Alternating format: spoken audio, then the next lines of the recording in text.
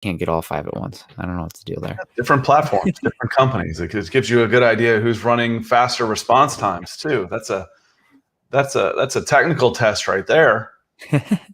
Well, there we go. All 5, and we are good to go. Good morning. Good morning. Happy Thursday, everyone, and welcome into an episode of Broncos for Breakfast. I am your host, Nicholas Kendell, and joined today, once again, as almost always, with my good friend and co-host, Scott Kennedy. Scott, how you doing on this fine day? I'm doing good. It doesn't feel like Thursday already. I had to like recheck. When you get in late on a Sunday night and kind of sleep through Monday, the week tends to go fast. So it's Thursday already. We're knocking on the door of the weekend. So lots of people coming in. Good morning. Good morning. Yeah, we got Muhammad. Good morning to you. Good morning, gentlemen, says Muhammad with a $5 super, kicking us off right. Good on a Thursday morning. Thank you so much. I do not have my coffee yet because I have some guests that flew in from Chicago yesterday. Picked them up at 11 o'clock. So I'm a little tired, but I'm doing well. So I'm going to need that coffee, but they're big coffee aficionados. So I'm going to save it for when they get here because you're in Seattle, right? You got to drink some coffee. Yeah, sure. You're going to have to drink double for me on that one. And Muhammad also saying good morning to Broncos country. EJ in the house saying good morning, Nick and Scott and Broncos country. Jeremy, the Kirk Cousins lookalike. I always like to give him a hard time there. Good morning, fellas. Dave Glassman in the house. Dave, it's a little early for those beers, although I think in Germany they drink beer for breakfast because they drink those the lighter ones. So it's maybe not early. It's mid-afternoon. You can go and have your beer and then a little siesta. The problem with me drinking beer early in the day was it always led to beers like 17, 18, and 19. Yeah. So I never saw the end of the day. I just saw it was not good. That's why we stick to coffee these days. Man, I don't want to get into how early I've had some adult beverages in my college days, prepping for the Iowa Hawkeye games. 11 o'clock kickoffs too. Yeah, you're usually rolling in at 9 o'clock in the morning. You're like, okay, let's go. And U.S. Dave, buenos dias. Good to see you, U.S. Dave. That's not very U.S. Dave of you to say. No, I'm just kidding. We speak Americanese here. Clayton Huron coming in here. Morning, guys. EJ saying, I'm hungry. What's for breakfast, guys? We're going to talk a little bit of Melvin Gordon versus Javonte Williams because we both have some takes there to get into. So that'll be fun. And then Dave Glassman says, think of it more as me saying cheers. Well, either way. Prost to you. I guess I got to get that in because the Germans lost. Shout out to all our English listeners as well. Good game. First time England's beaten Germany in tournament play, and Germany had bad form all tournament, but England, man, I'm pulling for you guys. Germany's right now. I mean, we could. I don't want to talk too much about this. We could do that later. Y'all can hit me up on other formats, but Germany got bounced out of the World Cup early fairly recently. It's not a great cycle for them right now. Nope, I think it's time to move on from Joachim Low, but is what it is. They look old. They just bad form, bad style. One of my best friends is German, and he hates him. I hear it constantly, daily, about how much Joachim Low is terrible. So, U.S. Dave saying 10 miles from Mexico here in Arizona. Okay, you'll get it past there. Yeah, you're not hearing nearly as much English then there as Espanol. Ophir coming in. Good to see you again. It's been a bit. I think Melvin loses the job by week 9 or 10, and Clayton. Getting us down to the matters of business here. Smash the like button, guys. And that means I should probably get going here. Guys, this is Broncos for Breakfast. Make sure you follow Scott and I on Twitter. Myself at Nick Kendell and Scott at Scout Kennedy. While you're over on Twitter, also follow us at Mile High Huddle and at Huddle Up Pod. Smash that like button. As Clayton said so kindly there. Thank you very much, Clayton, for giving us a shout out there. Smash the like button. I only see 3 on Facebook right now. Now it's 4. Good job. Good job, Scott. I see you coming in, Scott Squires. But while you guys are over on Facebook, make sure you also go to facebook.com/Mile High Huddle Pod, as well as facebook.com/Mile High Huddle. Facebook's probably our number 2 way to watch us. If you guys are watching us there, thank you very much. Also, shout out to Periscope and Twitch folks. But number 1 is YouTube. And if you are joining us on YouTube today, please subscribe, like, and share. It's the second best way you can support the show outside of the monetary super chats, which we always do appreciate. Shout out to Muhammad so far for coming in with that one. Appreciate you, buddy. Make sure you subscribe, like, and share. And let's get the wheels off the ground here. A couple more chats coming in here. We got Alejandro, the Lady Gaga song, right? Good morning, Broncos country. Good morning to you, Alejandro. Good to see you, buddy. We got Jeremy saying Jack Grealish is a difference maker for England. Yeah, he's pretty good. I'm pulling for them, although I am pulling for Denmark too. You guys have convinced me. We're gonna do a 10 a.m. Does this time work for everybody? Because we could do 11, but the games start at noon. I want to do a 10 a.m. over on my channel. We'll talk Euros if that works. And EJ, this is Stamford Bridge. I took this picture in November or December. I think I went right after Thanksgiving. Like we left Friday after Thanksgiving, so it could be November or December. That I took this picture. So it's Stamford Bridge, London, England. So let's do on my channel tomorrow. Nick, you interested? Or since you have people in town, or I can go solo with all the people. We'll do a football for breakfast on my channel tomorrow at 10, and that way we won't have to talk any more international football here. That sounds good. It's so fun. I always enjoyed it. I used to work at a summer school where it was kind of for underprivileged kids, and a lot of them were of Latin descent. So we'd have FIFA tournaments, and man, so much fun. That really actually got me into soccer. So also, guys, on YouTube.com while you're there, follow Scott, youtube.com/C/Scott Kennedy. And I'm going to drop the auto sub here also in the chat. If you guys just click that link, it'll take you there. And Scott always has good content. If you guys want to follow him, go talk the Euros with him or football. I mean, man of many interests, and baseball too. I got sorry guys, they're not playing very well this year, but I got my retro Cardinals jersey on. You're not old enough to remember that team. That was a heck of a team, though. That was old ball. That was old school baseball with Vince Coleman, Terry Pendleton, and Willie McGee. Ozzie Smith. That was a good Cardinals team. One of my good friends. Yes, 10 a.m. Eastern. Same time tomorrow. Jeremy, question. I'll put it out on Twitter. Just say, we'll preview some Euros, and even if there's the four of us that are in here talking, hey, I'll do it. So that'd be good for me. Yeah, no. One of my good friends, but back to the Cardinals. He dated for a long time Whitey Herzog's granddaughter. So we got some tickets a lot of times. So that was a lot of fun. Tommy's in the house. Greg Smith is in the house. Scott Squires is in the house. Thank you for the like, Scott. Timothy DePhillips is in the house. Timothy D. Phillips, but more fun to say DePhillips. What's up, guys? I like Javonte as running back one. That'll be fun. We'll get into that in just a second. We want to say hello to everybody. Matthew Beatty's in the house over on Facebook saying subscribe. Subscribe all around. Thank you very much, Matthew. Stephen Barr's in the house. Good afternoon, Broncos for breakfast. Hit those like buttons. We have 8 on the Facebook side. I know we can do better. Steven's the most recent one, so we appreciate you, Steven. Robert Caslow's in the house. King of the Superstars coming in here. Gary Leeds Palmer, always dropping stars over on Facebook. He says, morning, Nick and Scott and Broncos country. Thank you so much. That's really helpful. Tommy saying Landon Donovan got him into soccer. Robert Caslow saying is baseball a real sport? Well, as much of a real sport as a frozen stickball out there with those hockey guys, man. I don't want to say that too loud. A lot of those Seattle fans, man, they are hardcore about their Kraken coming in here. And so, Timothy, I've always had there needs to be some sort of cardiovascular at play. You have to be able to work up your lungs for it to be a sport. Yeah. So therefore, golf is a game. It's an incredibly skilled game, but I don't necessarily consider it a sport. Baseball, there's still some running involved. So otherwise, it could be considered more like croquet. But no, there's still some running involved. So I call baseball a sport. especially when you watch some of those guys circle the bases at Mach 3 and run down plays, and absolutely. Yeah, exactly. I mean, if you're talking about athleticism, I mean, Peyton wasn't the greatest athlete, but he's one of the best quarterbacks of all time. So there's different ways. Jeremy Sean coming in here, just to be clear, 10 a.m. Eastern. I think that is correct for Scott doing the Euros discussion.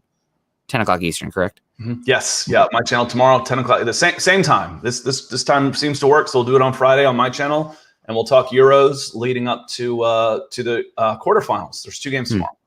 Now let's get to some football. Absolutely. Broncos football. Thank God. Because I'm ADD enough that you start throwing out topics, and we'll be talking Tommy Boy on here in a minute. So let's get back on track. All-time favorite movie, Scott. Go. No, okay.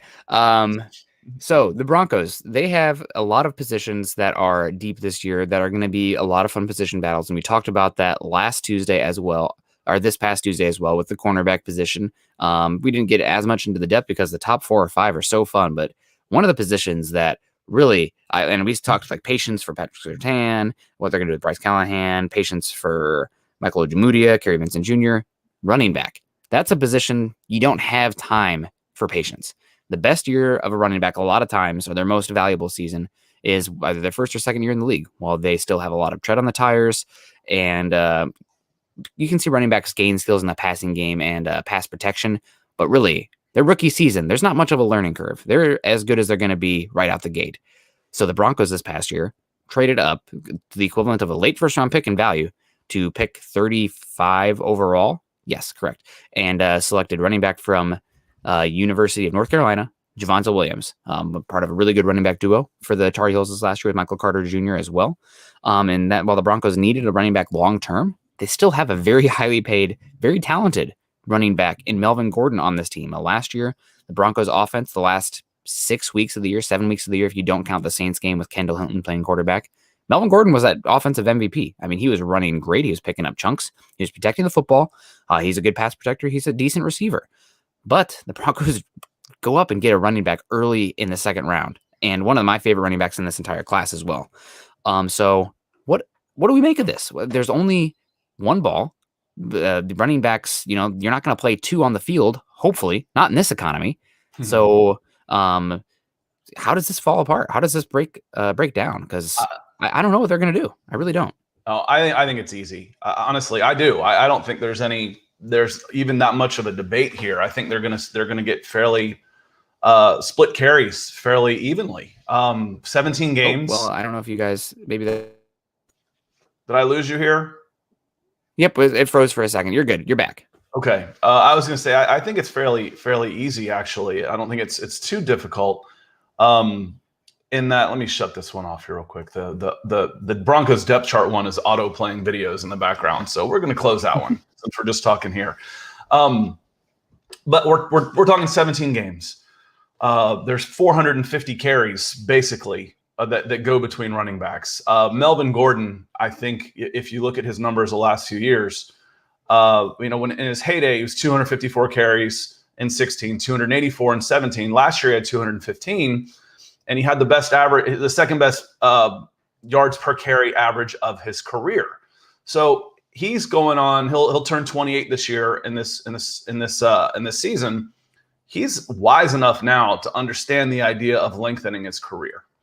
The players are smart enough to understand the idea of splitting carries and lengthening their careers. Javonte Williams just came out of a system where he had almost the same identical carries as Michael Carter at UNC.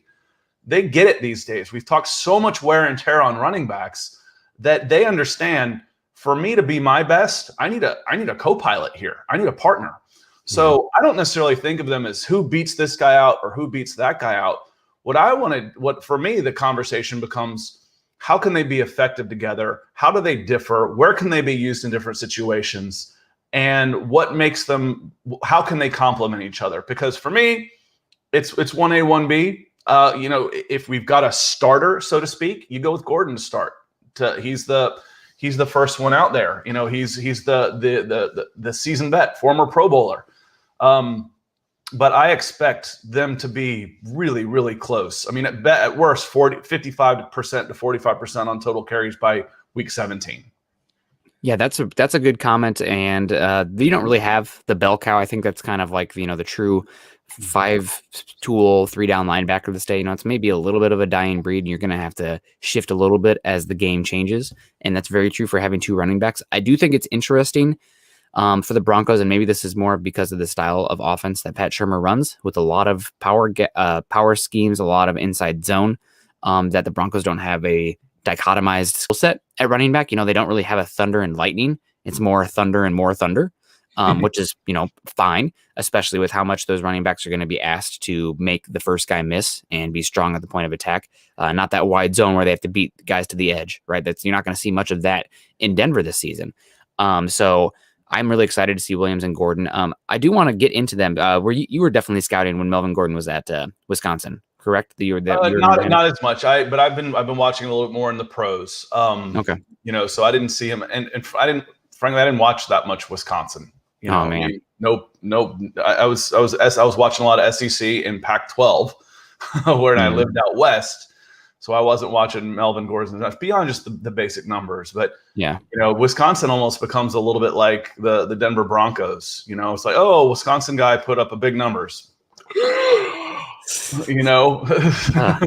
Tears for me. and so what? Yes, it happens. Oh, he ran a lot. So, but watching those guys, to me, one of the big differences is Melvin Gordon has learned how to set up his blocks. He's one of, you normally say, okay, hit the hole, but he's one who can hesitate, shift, and then find a hole. Where right now, Javonte Williams is that I'm going to attack the line of scrimmage right now. And, there's something to be said for both of those guys. It takes an incredible amount of confidence in yourself to be patient back there as a running back and then go through. But you were talking about, the thunder and lightning. I've said for 20 years, if you take this comment out of context, I'm going to sound like a moron, but speed is overrated. Okay. So Melvin Gordon at a 4.6, maybe, at this age, where are his long runs coming from? They're coming after he breaks the first line of defense. And by the time the back seven linebackers or even secondary, by the time they're crashing down and have to turn to catch him, he's got 50, 60 yards. Yeah. That is so much more valuable than a guy who is a 4.35, 4.4 guy, but can't break a tackle. Those guys don't break long runs. If you can get them in space, then they can do some things. But they're not breaking many long runs out of the backfield. The defenses are too good.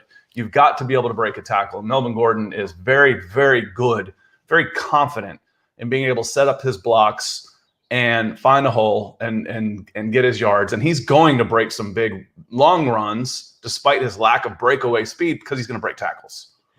Yeah, this name might ring a bell to Broncos country, but talking about running backs with all the speed in the world, but always just can't get by that first guy, get tripped up by the first sign of contact. Tatum Bell.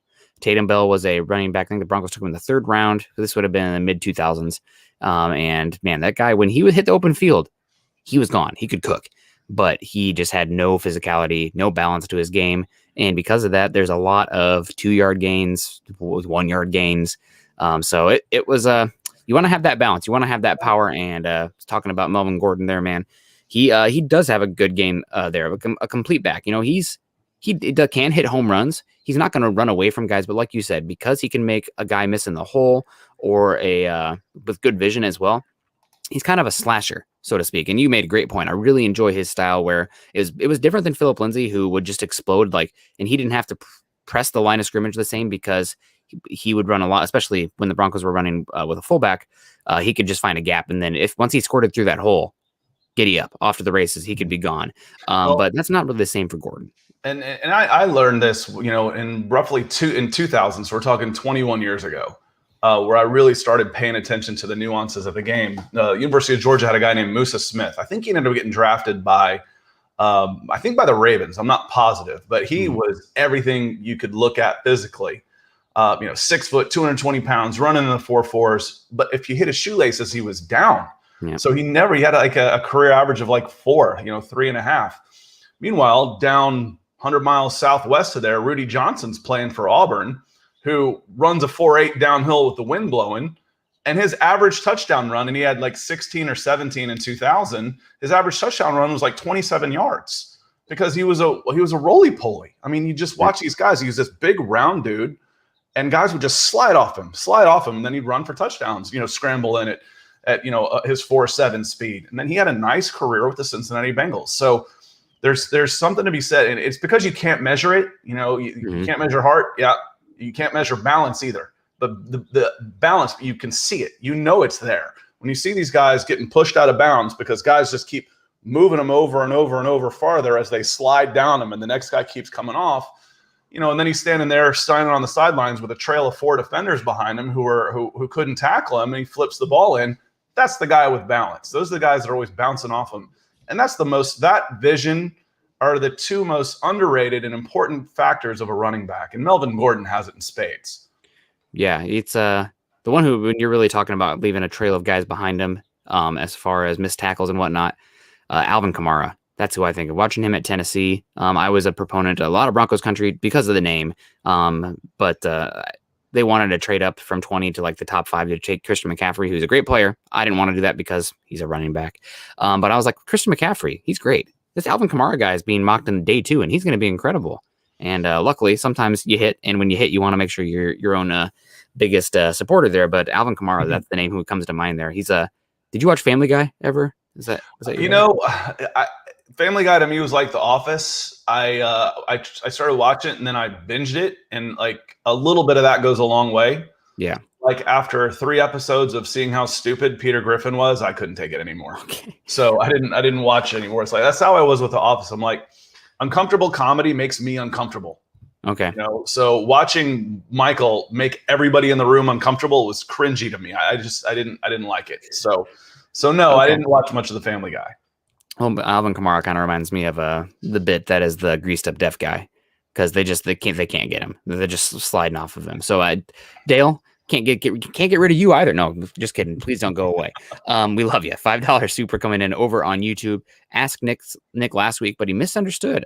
Well, with 17 weeks, don't you think the roster should be +2 or 3? I think the roster should be expanded. They did expand it last year because of the what's going on in the world. I don't think they reduced it this season, to my knowledge. So I guess it is expanded by 2 or 3, but I'd like to see it expanded even more. I bet you the NFLPA would like to see it expanded even more. More guys get jobs. You can get some more developmental guys on the roster as well. And also it means that you're not in the situation like the Broncos were with, well, hopefully not. I guess maybe it's possible that the whole quarterback room would be out. But I was going to say the Kendall Hinton situation. So I would definitely be for expanding the roster. It also means you can have more specialists on there. And the way the game's going, it's very specialized in skill set, from wide receiver, cornerbacks. You can get some more special teams aces on there. I would be all about that. I know that the NFL maybe wouldn't, because it means they're paying more guys, and they want to, those owners want to hold on to that money as much as they can. But I think it would be a better product, so they should definitely lean into that. Yeah, I would like to see the roster expanded too. You don't have to pay your players in college, so that's different. But 85 scholarships carry 100. And you can bring guys in and out a little bit, with the NFL. So in essence, it's a little easier, but if a guy gets hurt, I don't necessarily just want to see him waived, hold on to him a little bit, even if he's a fringe guy. So yeah, I'd like to see the rosters a little bigger too. When you start talking about having one backup here, one backup there, this is a dangerous game. You can be in a bad spot in a hurry in football with those small rosters. You're talking a 2 deep at best at every position is about it. There's 44 guys, not counting special teams. Well, an injury, you're in trouble. You're really close from being in a lot of trouble. So I'd like to see them expanded as well. Yeah, and Jeremy coming in and saying your talk earlier about a guy with balance and vision, maybe not the best measurable athlete. Terrell Davis is a perfect example of what Scott was describing. And there's a 30 for 30 on Terrell Davis where he talks about that at Georgia, and you hear Mike Shanahan talk about it as well. And I think they even made like the cliche kind of corny reference to "I'm rubber, you're glue." Whatever I say bounces off and sticks on you. I think that's how they describe Terrell Davis's running style too, because he just wouldn't go down. And what's interesting is, you were talking about Kamara, and I wasn't a huge. He's from Norcross. We talk about it all this time, but you can look at a map, and we'll put a pin. I'll put a pin on where I live in Johns Creek. Norcross is 15 minutes the other direction. We've been talking about guys to the west of me. He's actually to the east of me. He's from Norcross. I wasn't that high on him. Alabama brought in 4 running backs that year. And I'm like, no, I'm not surprised that he was the one that transferred out. I thought he should have gone somewhere else. I didn't think he was as good as those guys. And I didn't think he had that great of a college career. He's been much better as a pro than I think he was as a college. Who does that remind me of?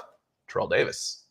So sometimes that game, as crazy as it sounds, your game can translate better on the next level than even it can on the college level. If I'm running an Oregon offense, I want that speedy scat back guy, that I can get in space, because there is more space available in the college game. Watching highlights of Javonte Williams, I'm like, nobody's touching this guy. Meanwhile, Melvin Gordon is having to sift and find his way through all this because the defense there is so much better. And one may translate better on the next level. But Terrell Davis and Alvin Kamara are 2 guys that I think were better pros than amateurs. And that's another way to tie those 2 together. Can you tell the coffee's kicking in? I started right at kickoff here, so I'm good. I'm good to go now. Oh man, I'm typically half a mug in at this point. Travis, good friend of mine. We're on a Facebook group together, and we go back quite a way. So good to see you, Travis. Good morning to you. Hope you're doing well. Travis says, "Good morning, guys. Enjoy all the podcasts. Just taking a step back from yesterday, if the team does possibly get sold, which I do feel an owner is needed in place to give this team some stability, any ideas on who would be interested in buying the Broncos?" I think that's one of those things that once the Broncos are officially listed as for sale, you're going to hear a lot of rumors and movement quickly. I don't think it's going to be something that's drawn out. I think there's a lot of interest for a lot of wealthy people to get in that club, but kind of like when we saw with the Panthers, like they were sold like that. So I think that'll be the case for the Broncos as well. As far as who it could be, I haven't heard any names. The one name that sticks out to me is Robert Smith, who is, I think, he's the wealthiest. The Cure. Yeah. Robert F. Smith. I think he's the richest African American in the United States. He's from Denver originally. So he's one. I think he's had some interest in the NFL before. I know he does have some tax evasion issues with the IRS in his past as well. But you point to a billionaire, and it's probably the case. So I've got so much money, I don't know where it all is. What do I owe you? Just give me a bill. Just take it. Just give me a bill. Peter coming in here also, but I haven't heard anybody, Travis. When we do hear some names, we'll definitely talk about it, but I haven't heard anything other than pure speculation at this point. So Peter coming in saying, Scott and Nick with a smiley face. Good to see you, Peter. Charlie giving you a hard time about your office take, Scott. Hopefully we didn't lose some numbers here. No, that's okay. That's okay. I don't. It's one of those unpopular opinions. That one, and I don't like Bruce Springsteen. Those are the two that I go against the norm on those. So, the boss. I'm like, not for me. So it's funny. It's watching some of the guys talk. They talk about one of the next owners is Jay-Z getting all his money together for possibly jumping into one of the big franchises. That I don't know if that fits in Denver, but you're going to start seeing names because the seller will start floating names out to generate interest as to start building more buzz as well. Yes. Yeah, no, that's a good point. I think all of a sudden we're going to see it a lot of movement. So we got Flippin' Booch saying good morning to you, Flippin' Booch. Good to see you. Broncos World saying I never trusted Gordon. We'll get into that to a second. And we got Miller 707's in the house as well. What up, Broncos fan? Finally made it. A morning show. Miller, good to see you, man. Nick and Scott, you guys rock. Go Broncos. Will Miller, you rock too. Speaking of rocking, Andrew Morrow's in the house as well. Good morning, y'all, and welcome back, Scott. Your perspective and analysis have been great this offseason. This is time to cross over from the red and black to the blue and orange. I went to Auburn. That'll be easy. These are my colors. Yeah, I mean, we're surrounded by the colors, but no, I've joked before. When it comes to being a fan, I'm the biggest fan of me. So when we start going through Denver Broncos and I start giving my opinions and stuff and predictions during game season, I want them to be right. So I don't care about red and black or blue and orange at that point. When I start talking about different things, I want to be right. So that's who I'm rooting for. You don't have to worry about my allegiances. Well, there you go. Benjamin saying he's got 5 on it. I'm not sure they're talking about the boss. You don't like the boss? What a curmudgeon. What a use of the word curmudgeon. That's one of my favorite words. I can tell you, and in the chat, I agree with you guys. 2 people that I do not want the Broncos to purchase the Broncos is Jeffrey Bezos. Because, I mean, I don't want the team to be playing on Mars. That's so far to go watch a game. You know who would be similar to that, who has been a really, really good owner? Mark Cuban. Mark Cuban would be the closest I could think of to a Bezos comparison. And Mark Cuban's been a terrific owner with the Dallas Mavericks. Yeah, it's true. So, new money, highly invested, highly visible, which you don't always want from your owner. But Mark Cuban's been a great owner. So if Bezos could be an owner like that, you'd take him in a heartbeat. Yeah, and the other one is Elon Musk, another person kind of in that vein for you. I think the big thing with both of those guys is you could see them, if Denver decides to want the owner to pay for the stadium, I could see those guys jettison the Broncos out of Denver like nothing because they wouldn't care, right? They have no ties to Denver itself. No, why would I do that? We make a living getting other people to pay for our stuff. Yeah, that's a different conversation, but I agree with you on that one. We're going to spend other people's money. Are you kidding me? Yeah, and also I don't need the Broncos to be changed to the Denver Doge. The Doge coins, whatever the heck that e-currency stuff going on there. That's over my head, man. About as far as I can go is watching stocks. I don't understand e-currency, and I don't really even want to. It's kind of like cricket. I got nothing against cricket, but I don't have time to learn a new sport. So I haven't, even though it's incredibly popular. I haven't learned cricket, and I'm not going to learn e-currency either. Well, there you go. Curmudgeon Scott at it again. No, get off my lawn. But Ben and Jerry. Ooh, the ice cream. That'd be a good one. I'd be about Ben and Jerry's doing it. That'd be fun. But let's get back to the running backs here. That. You talked earlier about Melvin Gordon and Javonte Williams being I've talked about them both being similar body types, but they are slightly different running backs. And I'm curious if you have any takes on what are some defining factors that differentiate the two running backs from each other. For me, it's right as the point of attack. The biggest difference watching them for me is the point of attack, where yes, Melvin Gordon can hit the line of scrimmage. First get the ball and attack it. That's pretty much what Javonte Williams does. He's not developed enough as a running back where he's got that patience and he hasn't had to. To be fair, he's averaging 7.5 yards per carry at North Carolina. He hasn't had to develop the patience and the experience and the wiliness of a veteran running back in the NFL that Melvin Gordon has. So Melvin can hit the hole and break a tackle, but he's also got the ability to stay back a little bit and let his blocks develop and let his teammates do a little bit more of the work for him. I don't think he's got that extra gear that Javonte Williams is going to have, and Javonte Williams can develop that patience. So you're talking about two different styles, but one that Javonte Williams could become. Javonte Williams could become more like Melvin Gordon. Melvin Gordon's not going to become more like Javonte Williams, if that makes sense. Man, I'm really excited for Javonte Williams this year. Such a fun player. So physical. Almost maybe sometimes you'd say too physical. I guess sometimes buddy, I know it's the linebacker you're taking on. You don't have to lower your shoulder every single time. Maybe live for the next down. Yeah, exactly. But Javonte Williams, do you expect him to?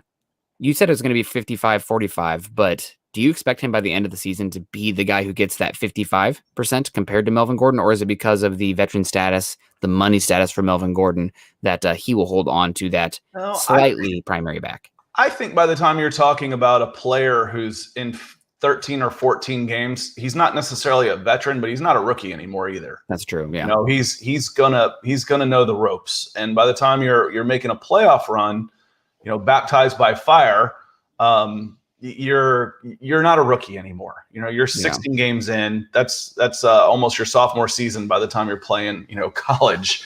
So do I think he can? Part of it will be how well does he learn to set up his blocks and use it. So, but the other way I can see this being used is a closer almost. So will he be the fourth quarter guy?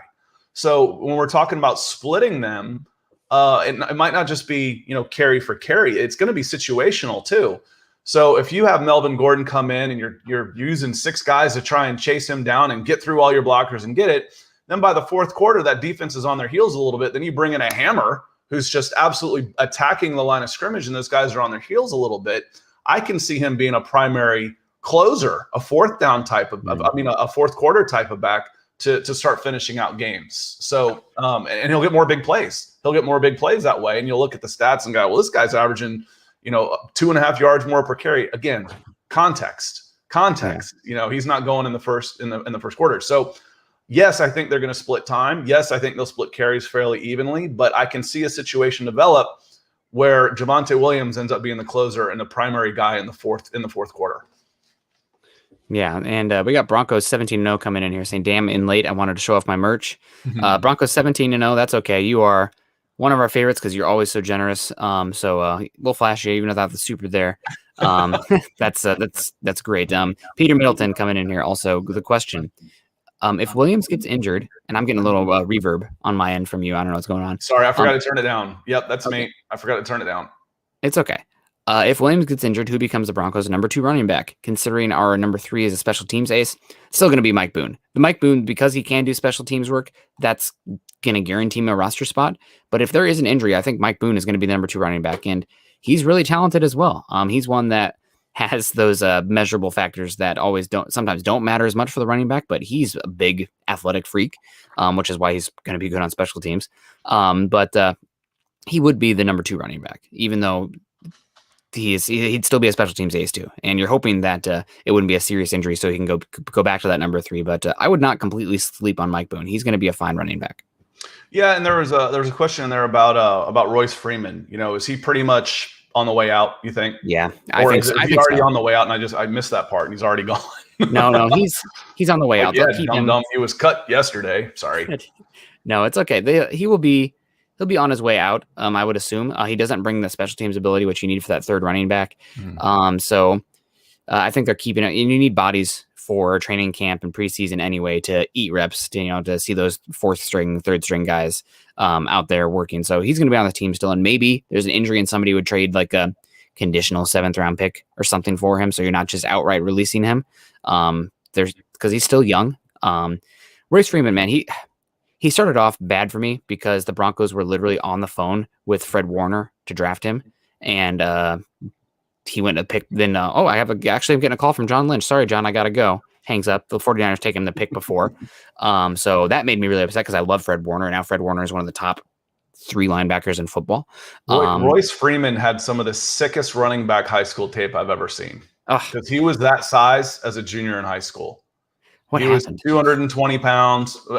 He was just an early developer. Yeah. He was. If you take Royce Freeman now and put him in high school, that was who you had. So it was again a little sadistic to watch, but you'd laugh as these poor kids are trying to tackle this beast of a running back. But he didn't live up to it at Oregon either. I don't think he had quite the career that we were expecting in college as well. I think going to Oregon really messed with him because Oregon runs such wide splits with their offensive line, and he was developed or kind of grew into this player who doesn't play to his skill set, right? Like he is a big and that's how he was in high school. He was a hammer. He was a wrecking ball. Don't be a scat back, be a wrecking ball. Yep. And he's turned into this finesse player. Now, to be fair, he was looking pretty good early on in his rookie career until he suffered an ankle injury and has not been the same after that. But bummer of a pick. Sometimes it doesn't work out. That's just the reality. But it was just a 3rd round pick, right? Like that's a valuable pick. But if you miss on a 3rd round pick, the Broncos took Bradley Chubb and Cortland Sutton in that draft too. I'm okay with those results. Broncos 17-0 coming in. Speaking of coming in and being very helpful, super sticker. I don't know what it is because we do not. I'm producing the show while co-hosting, so wearing many hats, literally. But I'm going to imagine this one is a picture of Javonte Williams winning. You're there. Are you there, Scott? Yeah, I froze again. So I don't know what's going on today. StreamYard's been having some issues. Okay, I was like, I think I'm pretty good. I'm on gigabit and still attached and restart everything. So, StreamYard's been having some issues. So, but been pretty solid. Can't complain too much about the quality of everything we've done here. But Dale, appreciate you coming in here on the second time. This is Dale Hendricks times 2. So Dale Hendricks XX double X there. So we appreciate it. Yeah, and he says 50% on YouTube. Hit the like. Thank you very much, Dale. That's awesome.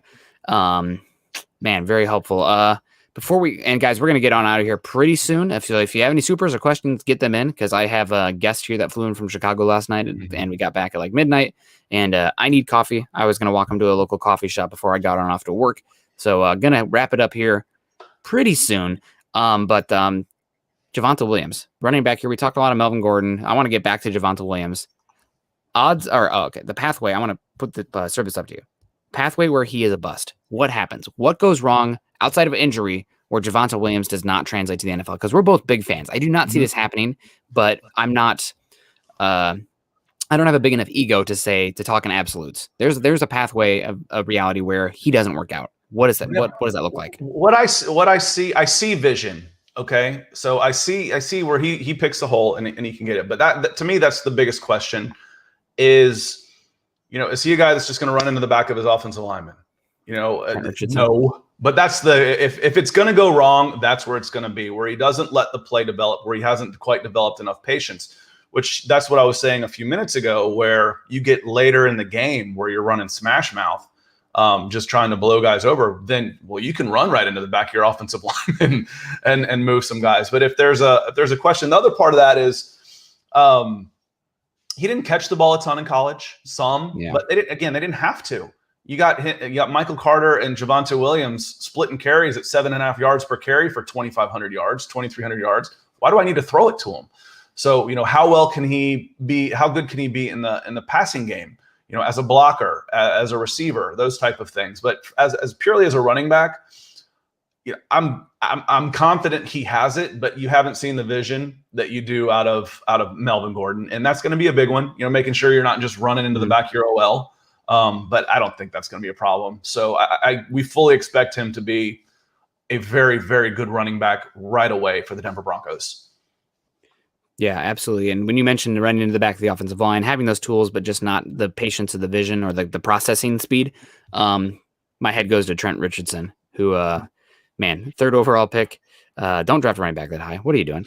Yeah, man, that scares. That's Speaking of crazy running backs, he was down in Pensacola, which isn't great. You talk about Florida as being a hotbed for talent, but not all parts of Florida are created equally. So he's on the Panhandle. He had like a 400-yard game that we were at. Just crazy, because he was another one of those guys who was plenty fast, stocky, and wide. Just strong as an ox. So he was a fun one to watch too. But yeah, he didn't strike me as a number 3 type of running back. The only one I think in the past 20 years that I'd say, yeah, get him that high would be Adrian Peterson. I thought he should have been possibly the number 1 overall pick that year. Not Saquon Barkley? That's not bad, but Peterson's still on a different level. I mean, he's the best running back to come out in a long time. And then for me, the next guy was playoff Lenny, from LSU. Leonard Fournette. Yeah, Leonard Fournette. Those are the 2 best running backs. Those are the 2 best running backs I scouted in 20 years. I saw Saquon Barkley live under the lights at Kinnick, so I'm very biased. That dude was absolutely incredible. I've never seen a player take over a game like he did. And I know I talk crap about running backs all the time, but man, that was pretty special. We got US Dave coming in here with a question. I got one more for you, Scott, before we get on out of here. So if you guys got your questions or anything, we might keep going still. Make my friends wait. Why did CJ Anderson get dropped so fast from the league when he proved himself with the Rams in the playoffs? I always wanted to know. I have a few things here. Number one, Sean McVay, an excellent schemer. You're getting great opportunities there. So while CJ Anderson did have a good run with them, a lot of that is, and you guys know, you've heard me say it, the running game is a production of the scheme and the blocking, and both of those were very good for the Rams. Also, Scott hinted at this earlier, somewhat, talking about Javonte Williams being a 4th down back. CJ Anderson came in with fresh legs, and sometimes you see that with running backs, especially in fantasy football, where you have a running back who hasn't been doing much, and then they come in week 14 and they go on an absolute tear. It's because they don't have the wear and tear of the season. Those guys are fresh. They're ready to go, and everybody else is tired and dinged up. So that's it for CJ Anderson as well. Also, CJ was a concern for him at college, sometimes at Denver as well, and just as his career progressed, he had a somewhat difficult time keeping off the weight. He kind of put that on more and more as his career went along, and I think that was the case for him at the end. I mean, you saw him in that Rams uniform. He talk about a little roly-poly. But a great running back, great years with Broncos, undrafted free agent. You gotta love that for the running back position. And also got older. Running backs, unfortunately, don't want to dehumanize these guys, but they're kind of like a car, a new car. Once you buy them, as soon as you roll it off the lot, the value drops by like 50%. So that's kind of how running backs are as well. Well, a guy like that played in Atlanta from West Coast was Michael Turner. Was fantastic. Legs like this was really, really good, but his drop off was real quick. And how about Todd Gurley? Another West Coast guy. We want to talk about that drop off. And improved himself in the playoffs. I'd say that's a small sample size. Again, trying to do that across. Can he do it across the whole season? That's the concern when you're trying to sign a guy for the whole season. Does Scott like South Park? Question. I'll hit this one. Charlie Beagle. I do like South Park. I do like South Park in small doses. I haven't watched it in years. It's like The Simpsons. The Simpsons was edgy when I was a junior in high school in 1990. So after a couple of years, I haven't watched it in a long time. The South Park's been out for what, 97, 98. So I don't need that much more South Park. But yeah, South Park's funny. Yeah, good Simpsons shout out. Also want to give a shout out to Conan O'Brien, wrapping up his talk show host, his late night shows. He was a writer for The Simpsons for a while, and I was always a big Conan O'Brien fan. So sad to see that happen. Sad to see that end. One question before we get on out of here, guys. One more question for Scott. Javonte Williams back at it because we're really enjoying this rookie class, and we both liked him a lot. Entering the draft when the Broncos got him, we were both pretty excited about that, even though hashtag running backs don't matter. Tongue-in-cheek, guys. It's hyperbole. The path for Javonte Williams to win Rookie of the Year this year, what does that look like, and how likely is that? It's not going to happen. There's too many quarterbacks. All right. It's not. There's too many quarterbacks. So what has to happen is all these rookie quarterbacks have to bust completely, which is unlikely. But it's just, who's the MVP every year? Quarterback. It's a quarterback league, and there's a ton of rookie quarterbacks this year. So whichever one of the rookie quarterbacks has the best season, he is going to be the MVP. So, maybe Peter Middleton, 97. Did South Park didn't go back to 89? Not when they started anyway. So I get too distracted. But Javonte Williams, if he's talking 800 or 900 yards, which is certainly possible, he's going to be on the podium somewhere. But I fully expect a rookie quarterback to be Rookie of the Year this year. Okay, well, that obviously leads to questions. Which one? Who am I putting my money on, Scott? And maybe, I don't know if you're a gambler. Trevor Lawrence. Lawrence? Yep, Trevor Lawrence or Justin Fields. I think they're the ones that have the clearest pathway to starting. Trevor Lawrence is going to be a starter. Justin Fields probably will be. You look in San Francisco and all the money that they gave up, all the picks that they gave up for. I'm already forgetting names. Trey Lance. Yeah, for Trey Lance. I'm already moved on. I don't know that he's going to be a sure starter. Then we go over to New England. Mac Jones. I don't know if he's going to be a starter. So it's got to come down to Justin Fields or Trevor Lawrence. Justin Fields probably has a better team around him than Trevor Lawrence. So let's go Justin Fields. Justin Fields, Rookie of the Year. No Zach Wilson hype? Oh, yeah, I forgot about him. The Jets are easy to forget about.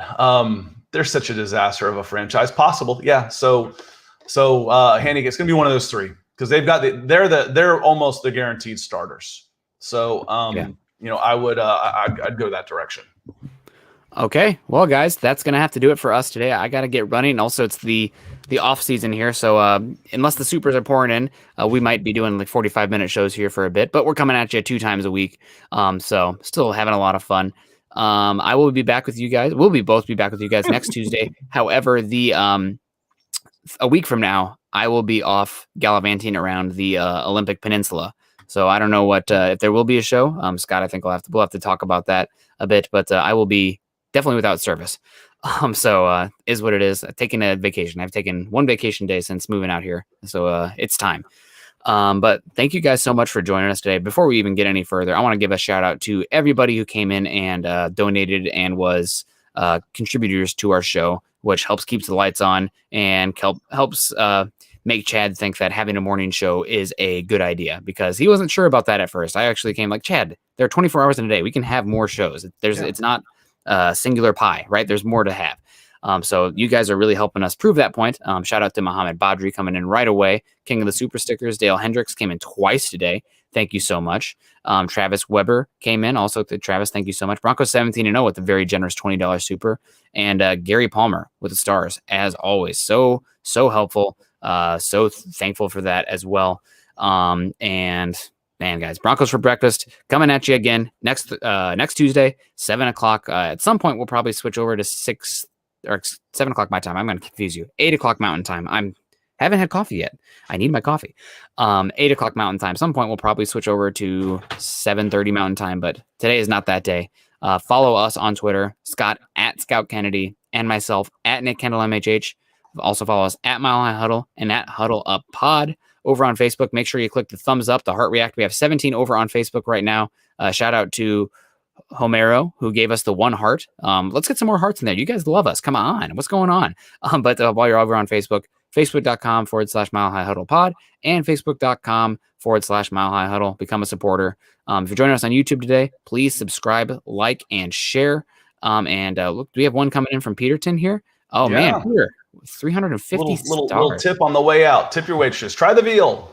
Thank you so much. And some people saying, keep the time slot. Well, guys, we need the, if you're showing us the love, it's kind of like a network TV, right? Where it's like, well, what are the ratings? are you getting the love? And when we feel the love and we can see the love, then that gives us a much better chance to keep the show going, keep the show alive. So thank you, Peter, for coming in last second there.